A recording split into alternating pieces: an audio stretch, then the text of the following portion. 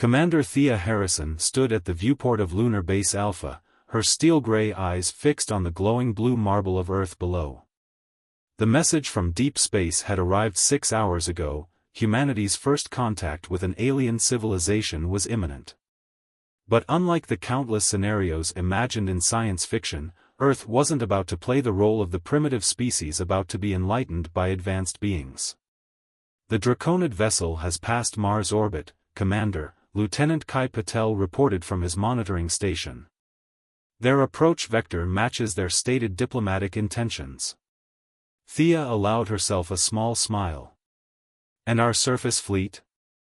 All obsolete ships are in position, looking appropriately primitive. The real fleet remains cloaked in the Kuiper Belt. Admiral Santos confirms Operation Mirror Pool is proceeding exactly as planned. For 3 decades, humanity had known they weren't alone.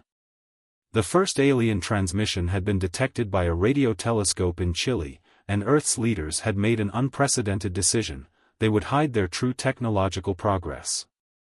While civilian space programs made modest advances with chemical rockets and basic ion engines, the classified United Earth Defense Force had quietly built a fleet that could rival any in the galaxy. "Commander," Kai called out, his voice tight with excitement. "They're broadcasting their first message." The holographic display flickered to life, revealing a towering reptilian figure with iridescent scales and amber eyes. The universal translator processed the alien language in real time. "People of Earth, I am High Marshal Vexthor of the Draconid Empire. We have observed your species' first steps into space and come to welcome you into the galactic community." The Marshal's mandibles clicked in what might have been amusement. "Your achievements with such primitive technology are admirable." Thea stepped forward, activating the return broadcast. They had rehearsed this moment countless times. "Marshal Vexthor, I am Commander Harrison of the Earth Defense Force. We are honored by your presence and eager to learn from your advanced civilization." The first meeting was set for Geneva. As Thea's shuttle descended through the atmosphere, she reviewed the intelligence briefings one final time. The Draconids were a species that had evolved from apex predators, and their empire reflected that heritage. They didn't believe in equals, only predators and prey. Every species they welcomed eventually found themselves subjugated, their resources stripped to fuel the empire's endless expansion. The Geneva Conference Center had been specially modified for the meeting. The human delegation, led by Secretary General Okoro, presented Earth's most advanced technologies: fusion reactors that were deliberately inefficient, shields that could barely deflect meteors, and ships that would have made a true spacefaring civilization wince. Vexthor towered over the human delegates, his scaled crown flaring with barely concealed superiority. "Your species shows potential," he announced, examining a holographic display of Earth's solar system. "The Empire would be pleased to establish a permanent embassy on your world.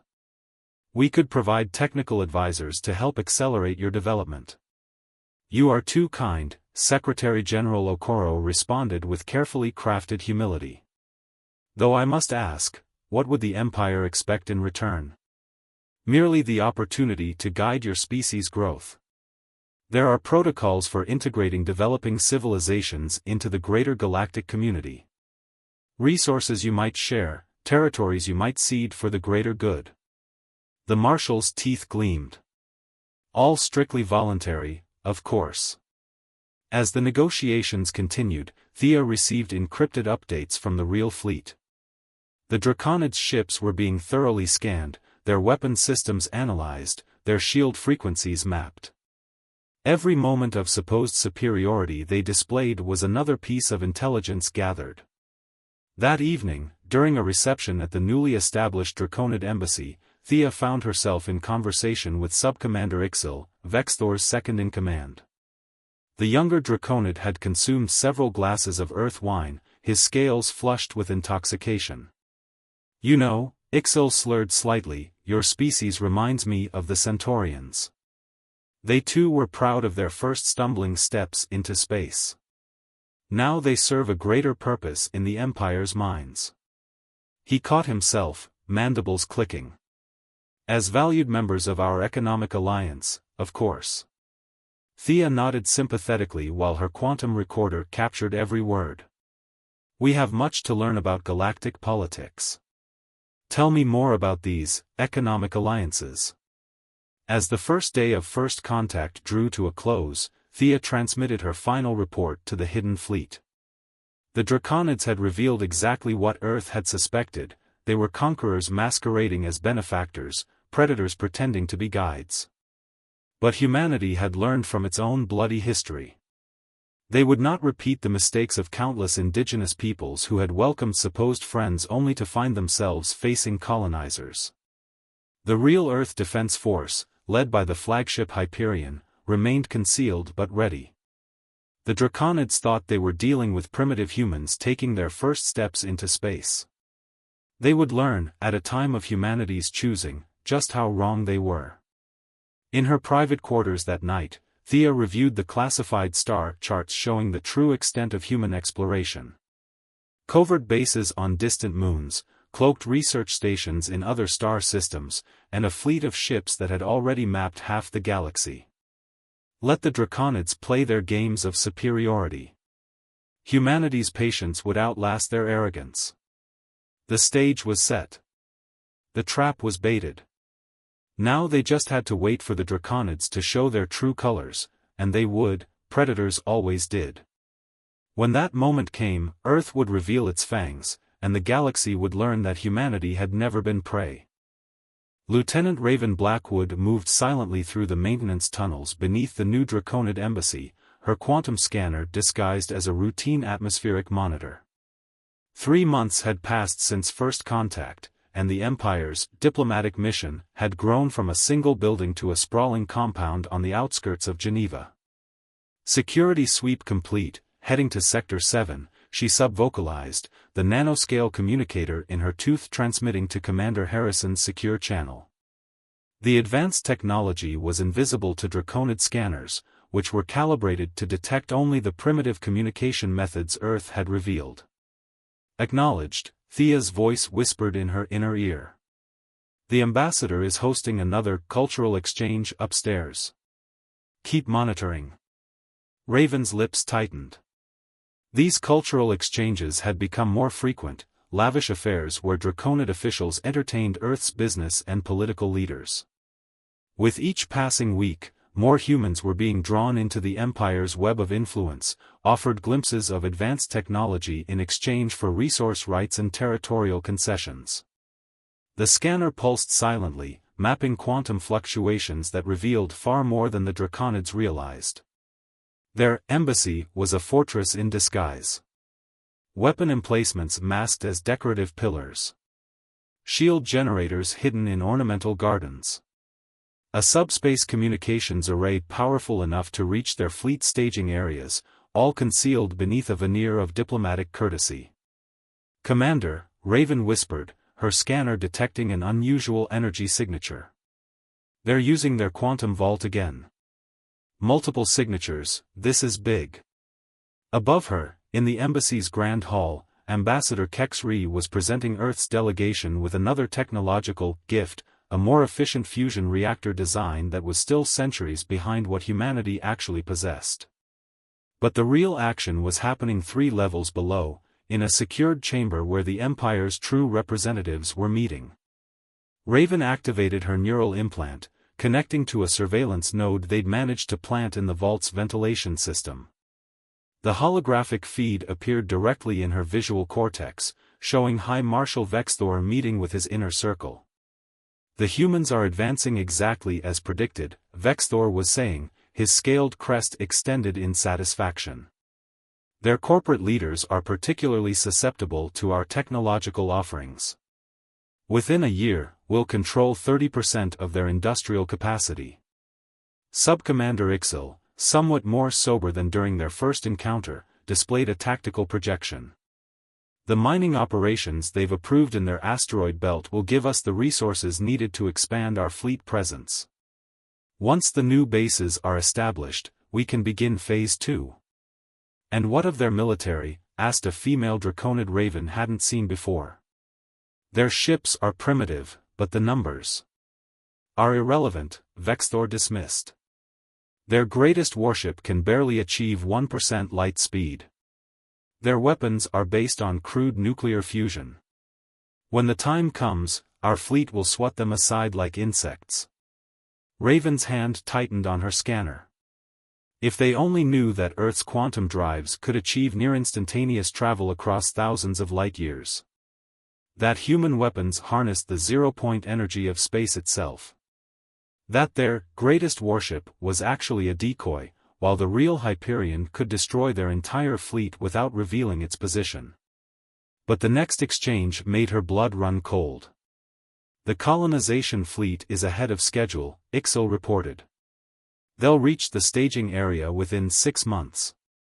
20 million settlers, ready to begin the occupation once the human military infrastructure is neutralized. Excellent. Vexthor's mandibles clicked in satisfaction. The humans suspect nothing. Their defense force continues to impress us with demonstrations of their laughably outdated technology. When our fleet arrives, they'll have no choice but to accept their new status in the Empire. Raven had heard enough. She began making her way back through the tunnels, her mind racing. The Draconids weren't just planning to subjugate Earth, they intended to colonize it, replacing human civilization with their own. In her haste, she almost missed the security drone. The small spherical device drifted around a corner, its sensors sweeping the corridor. Raven froze, but her stealth suit's adaptive camouflage kept her invisible to its basic scanners. After what felt like an eternity, the drone moved on. When she finally emerged from the embassy grounds, the sunset was painting Geneva's sky in shades of purple and gold. The scene looked peaceful, normal, citizens going about their lives, unaware of the predators moving among them. Commander Harrison was waiting in their secure facility beneath Lake Geneva, along with Admiral Santos, who had temporarily left the hidden fleet to discuss this development in person. 20 million colonists, Thea repeated after Raven's briefing. They're not just testing us. They're planning a full-scale invasion and replacement of our species. Admiral Santos, her dark eyes hard as flint, studied the tactical displays showing the Draconid fleet movements they'd been tracking. Perhaps it's time to end this charade. Show them what humanity is truly capable of. Not yet, Thea cautioned. We need to let them commit fully to their plan. If we reveal ourselves too soon, they'll simply retreat and return with an even larger force. She turned to Raven. Keep monitoring their communications. We need to know exactly when and where that colonization fleet will arrive. And then? Raven asked. A cold smile crossed Thea's face. And then we'll give them a proper demonstration of human hospitality. They think they're the apex predators of the galaxy. It's time they learned about an old Earth saying, pride goes before a fall. As Raven left the briefing, she caught glimpses of classified reports from Earth's real colonies, thriving cities on Mars and Venus, hidden beneath quantum shields. Research stations in the Centauri system. Mining operations in the Pleiades. Humanity had spread far beyond what the Draconids suspected, preparing for exactly this kind of threat. The coming conflict would reshape the galaxy. But first, they had to spring the trap perfectly. The future of Earth depended on it. The attack began at dawn. Draconid warships emerged from hyperspace above Earth's Ganymede colony, their weapon systems already charging. The settlement, supposedly humanity's most distant outpost, housed 10,000 civilians in its transparent domes. High Marshal Vexthor watched from his flagship's command deck as the first salvos of energy fire streaked toward the colony's primitive shields. Record everything, he commanded. When their defenses fail, it will demonstrate to Earth's leadership the futility of resistance. They will accept our protection, or suffer the consequences. But the energy bolts never reached their target. Between one heartbeat and the next, space itself seemed to twist. Where there had been empty void, a massive vessel materialized, darker than the space around it, its hull absorbing light rather than reflecting it. The Hyperion had finally revealed itself. "Marshal," his sensor officer called out, mandibles clicking in confusion. "That ship, it's unlike anything in our database. The mass readings, they're impossible." Before Vexthor could respond, his communications officer interrupted. "Sir. We're receiving a transmission. It's Commander Harrison." Thea's hologram appeared on the bridge, her expression cold as space itself. "Marshal Vexthor. I believe it's time we dispensed with pretense, don't you? What is the meaning of this?" Vexthor snarled. "That vessel. How did you hide it? The same way we've hidden our true capabilities for the past century." Thea's smile held no warmth. "Did you really think humanity would achieve faster-than-light travel and immediately announce it to the galaxy? We learned from our own history, Marshal. When an advanced civilization meets a less developed one, it rarely ends well for the latter." As she spoke, more ships began appearing. They emerged from behind Jupiter's moons, from Saturn's rings, from quantum fields that had rendered them invisible. The real Earth defense fleet, hundreds of vessels, each more advanced than anything the Draconid Empire possessed. "Impossible," Ixel whispered from his station. "Their technology, they've been lying to us." "Lieutenant Blackwood," Thea called out, "perhaps you'd like to explain to the Marshal exactly how long we've been monitoring their activities." Raven's hologram appeared beside Thea's, but she was no longer wearing a civilian uniform. Her stealth suit's adaptive camouflage rippled, displaying the insignia of Earth Intelligence Command. "We've had quantum surveillance devices in your embassy since the day you built it. Every plan, every transmission, every detail of your intended colonization fleet, we know it all." Vexthor's scales darkened with rage. "You dare deceive the Empire? Our full fleet will Will what, Marshal?" Thea interrupted. "Perhaps you'd like to contact your staging area? The one hiding behind the Oort cloud?" On cue, another section of space shimmed as quantum fields dropped, revealing the pride of Terra and its battle group. Between them floated the broken remnants of the Draconid colonization fleet. Earth had struck first, in total silence, leaving no survivors to warn the Empire.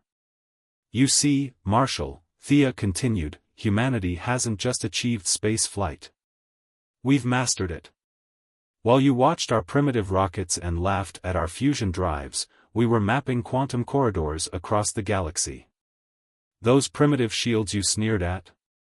A facade. Just like the weapons you thought you could easily overcome." As if to demonstrate, a pulse of energy rippled out from the Hyperion.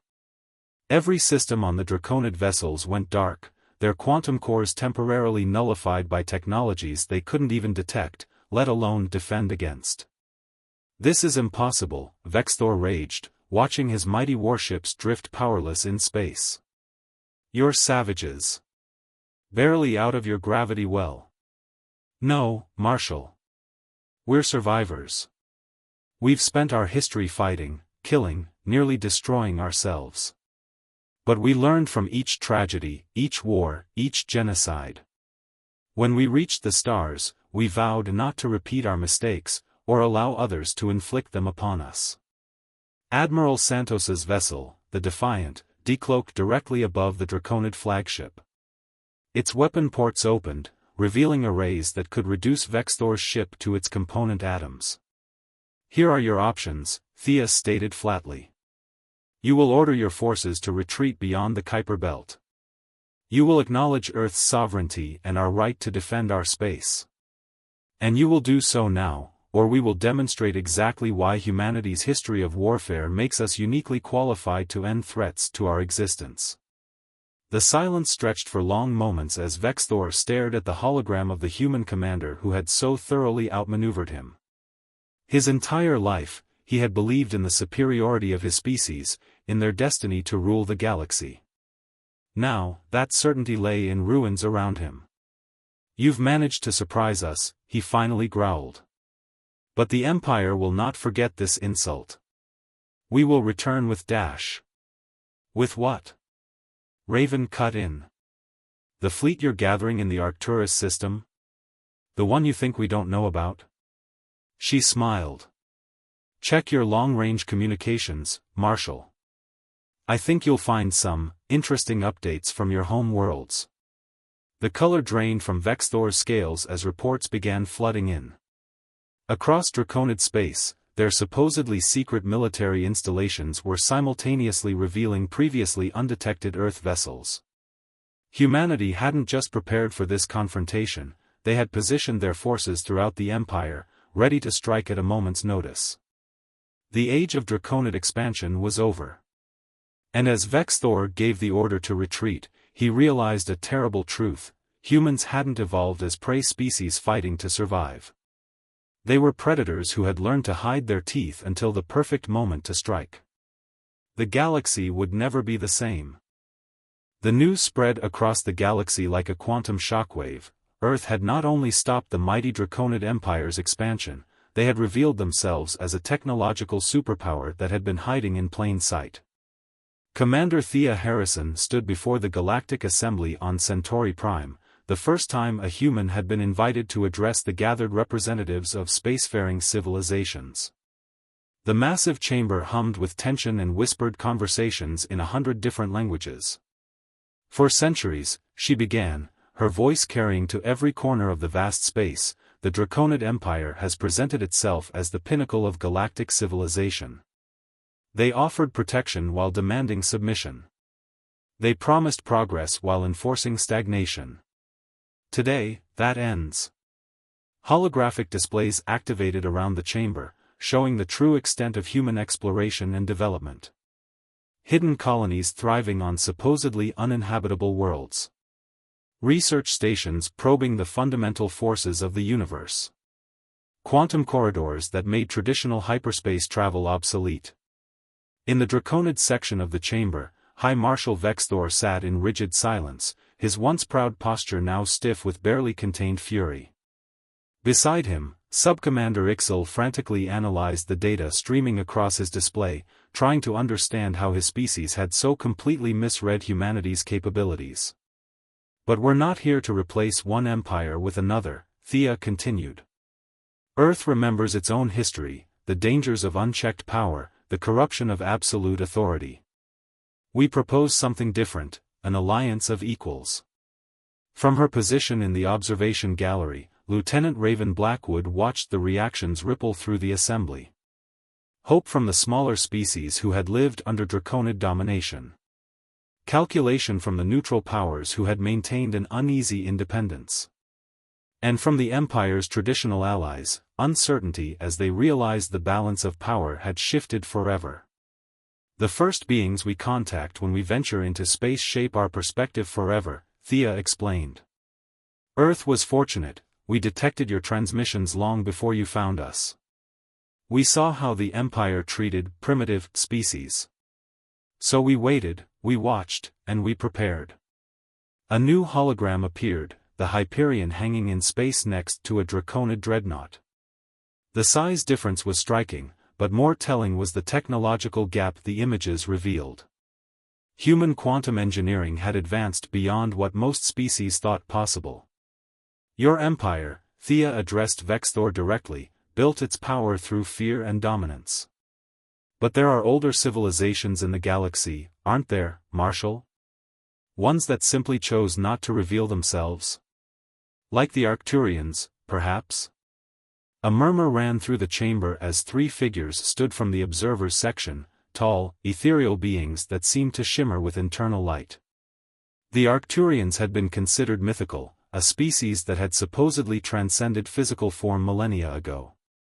Humanity, the foremost Arcturian spoke, its voice resonating directly in the minds of all present, has proven itself worthy of the trust we placed in them. While the Empire sought conquest, Earth's leaders chose wisdom. They developed not just technology, but understanding. Vexthor's scales had gone pale. You've been working with them? Impossible. The Arcturians are a legend. A legend you helped create, Raven stepped forward, her stealth suit shimmering as she appeared next to Thea. When your empire encountered their automated outposts centuries ago, you couldn't comprehend their technology. So you declared them myths, erased the evidence, and claimed their achievements as your own. The revelation hit the assembly like a physical blow. Across the chamber, representatives of various species began accessing historical records, finding the inconsistencies that had been hidden for so long. The foundation of Draconid technological superiority was crumbling in real time. The Empire faces a choice, Thea declared. Continue on your path of conquest and face the combined might of humanity, the Arcturians, and every species you've oppressed. Or join us in building something new, a galactic community based on cooperation and mutual advancement. She gestured, and the holographic displays shifted to show a new vision: shared research facilities, open trade routes, collaborative defense networks. Earth has no desire to rule. We've seen where that path leads. Instead, we offer partnership. Our quantum corridor network, open to all. Our medical advances, shared freely. Our defensive technologies, protecting everyone, not just the powerful. In the Empire's section, arguments had broken out. Younger Draconids, led by Ixil, were openly challenging their elders' commitment to dominance. Centuries of imperial doctrine were colliding with the undeniable reality that their species was no longer the apex of galactic civilization. The age of empires is over, Thea concluded. The future belongs to those who can cooperate, innovate, and grow together. Earth extends its hand in friendship, even to those who once thought to conquer us. The choice is yours. As the assembly erupted in debate, Raven's quantum sensors detected massive energy signatures materializing in orbit. The Arcturian fleet, hidden for millennia, was revealing itself. And beside their silver ships floated vessels of the Earth Defense Force, no longer concealing their true nature. The message was clear: humanity had not only outsmarted the greatest empire in known space, they had been trusted by beings far more advanced than even the Draconids could imagine. The galaxy would never be the same, and the storm of change was just beginning. 1 year after the Galactic Assembly, the Sol system had become the crossroads of a transformed galaxy. Ships from 100 worlds moved freely through the quantum corridors that humanity had opened to all, their designs as varied as the species that created them. Commander Thea Harrison stood in the observation dome of the newly completed Unity Station, a massive structure orbiting Earth's moon that served as the headquarters for the newly formed Galactic Cooperative. Below her, the marble-blue surface of humanity's homeworld turned serenely, unaware of its central role in reshaping interstellar civilization. The latest reports from the Draconid sectors are in, Lieutenant Raven Blackwood announced, materializing beside her commanding officer. The stealth suit technology, once Earth's closely guarded secret, was now being adapted by other species for exploration and research. Let me guess, Thea smiled. Another imperial governor has declared independence? The last one, actually. The Empire officially ceased to exist as of 0600 hours today. Subcommander Chancellor Ixil now, is requesting Earth's assistance in transitioning their remaining military forces into a defensive coalition. The news wasn't surprising, but its significance wasn't lost on either woman. The mightiest empire in known space had collapsed not through war or conquest, but through the simple revelation that there was a better way. Speaking of transitions, Raven continued, the Arcturians have completed their assessment of the first joint research facility. They say humanity's quantum engineering actually surpassed their predictions in several areas. They're particularly impressed with Admiral Santos's improvements to their corridor navigation systems. The mention of the Arcturians brought a thoughtful expression to Thea's face. Their decision to reveal themselves alongside humanity had shifted the galaxy's entire understanding of civilization's potential. Species that had once competed for military dominance were now racing to achieve the kind of technological and social advancement that the Arcturians represented. A soft chime announced another arrival. High Marshal, now Ambassador, Vexthor entered the observation dome, his once proud bearing tempered by humility learned through hard experience. Commander Harrison, he rumbled, his scales shifting in what they now knew to be a gesture of respect. The Council of Free Worlds has approved the last of the reconstruction proposals. Former Imperial worlds will receive full access to Earth's medical and educational databases. And your people, Ambassador? How are they adapting to the new reality? Vexthor's mandibles clicked in what might have been a laugh. It is challenging. For millennia, we believed that power came from dominance. Strength from conquest. Now our youngest are exploring the stars alongside species we once thought to subjugate. They're learning, creating, growing in ways our empire never allowed. The station's quantum field suddenly rippled, and an Arcturian elder materialized in their midst, its luminescent form casting soft light across the dome. The transformation proceeds faster than even we anticipated, the elder's thoughts resonated in their minds. Humanity's approach, revealing advanced technology while offering cooperation rather than demanding submission, has accelerated galactic development by several centuries. Thea turned to face the massive window, watching as ships from dozens of worlds docked with Unity Station. We had good teachers, she said quietly. Earth's history showed us every mistake a civilization could make. Every horror of imperialism, every tragedy of unchecked power.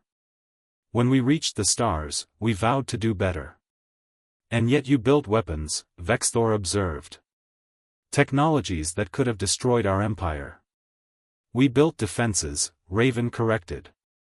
And kept them hidden until they were needed. The true strength of humanity isn't in our quantum drives or our stealth systems, it's in knowing when not to use them. The Elder's form pulsed in agreement. This is why we chose to reveal ourselves alongside your species. You achieved what we could not, showing the galaxy that true power lies not in conquest, but in cooperation. A new alert drew their attention. On the main display, data streamed in from the far reaches of known space. The Quantum Corridor Network had detected something, signals from beyond the galactic rim. First contact with a completely unknown civilization was imminent.